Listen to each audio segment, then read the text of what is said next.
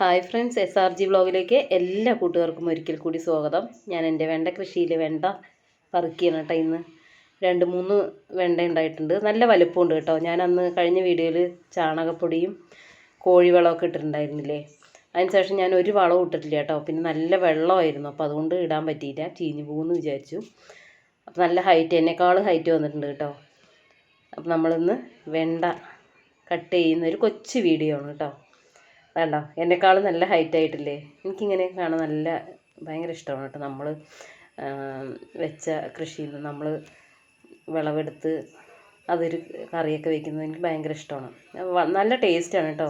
ഞാൻ ഈ വെണ്ട കണ്ടപ്പോൾ ഞാനിത് മൂത്തു എന്ന് വിചാരിച്ചു. ഇത് മൂത്തിട്ടില്ല കേട്ടോ. അപ്പം 3 എന്താ കട്ട് ചെയ്തെടുത്തു. ഇതിലേക്ക് വളം ഇട്ട് കൊടുക്കും. വളമല്ല, ഒരു സ്പ്രേ ചെയ്ത് കൊടുക്കണം, എന്നാലും നല്ല കായ ഉണ്ടാവുള്ളൂ. അപ്പോൾ അതൊരു വീഡിയോ ആയിട്ട് അടുത്ത വീഡിയോയിൽ അത് കാണിക്കാം കേട്ടോ. അപ്പോൾ നമ്മുടെ വെണ്ടച്ചെടിയിൽ വെണ്ടയൊക്കെ കട്ട് ചെയ്തെടുത്തു. ഇടയിൽ കണ്ട ഇലൻ്റെ താഴെ ഒരു പുഴുവുണ്ട്. നമ്മളതിന് ഒരു വഴുതനങ്ങ നിൽക്കുന്നുണ്ട് കേട്ടോ. നാടൻകായ് വഴുതനങ്ങയാണ്.